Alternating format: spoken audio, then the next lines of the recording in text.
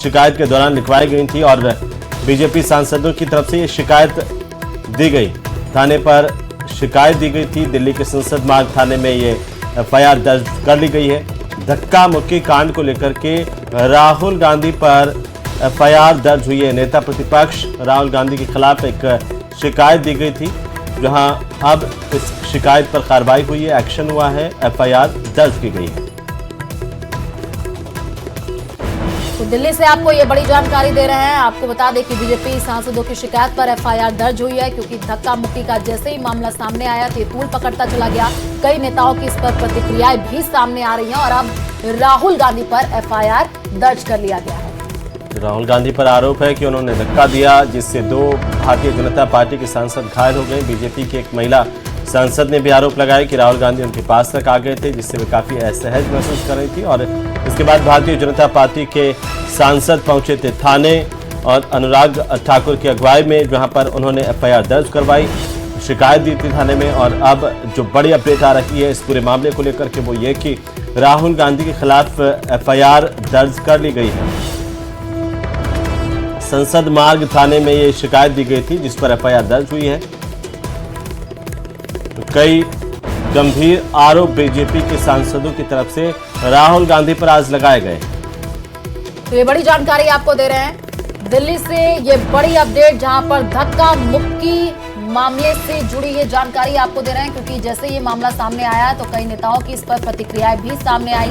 संसद में धक्का मुक्की पर शिवराज बोले कि राहुल ने गुंडागर्दी की और उसके बाद से अब राहुल गांधी पर एफआईआर दर्ज की गई है। इस वक्त की सबसे बड़ी जानकारी आपको दे रहे हैं दिल्ली से, बीजेपी सांसदों की शिकायत पर एफआईआर दर्ज हुई और बीजेपी सांसद जो घायल हुए उनको अस्पताल में भर्ती कराया गया। उसके बाद से खुद प्रधानमंत्री नरेंद्र मोदी ने फोन पर उनसे हालचाल जाना। तो ये बड़ी जानकारी दिल्ली से आपको दे रहे हैं, जहां पर राहुल गांधी पर एफआईआर दर्ज हुई है। तो दिल्ली संवाददाता हमारे शंकर आनंद फोन लाइन पर जुड़ चुके हैं। शंकर, क्या अपडेट है इस पूरे मामले को लेकर के? निश्चित तौर पे देखिए, इस वक्त में बड़ी खबर कही जा सकती है।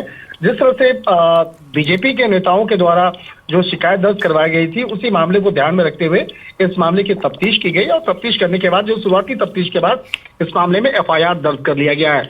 और जिस तरह से एफआईआर जो दर्ज किया गया है, इस मामले में हमारे सूत्र बताते हैं कि उस एफआईआर में कांग्रेस के वरिष्ठ नेता राहुल गांधी का भी नाम है, जिनके खिलाफ इल्जाम लगा है। जिस तरह से तमाम धाराओं की अगर बात करें तो कई महत्वपूर्ण जो धाराएं जो है उनके बारे में बताना चाहूंगा। धारा 109 यानी कि हत्या का प्रयास, ये भी शिकायत में दर्ज कराया गया था।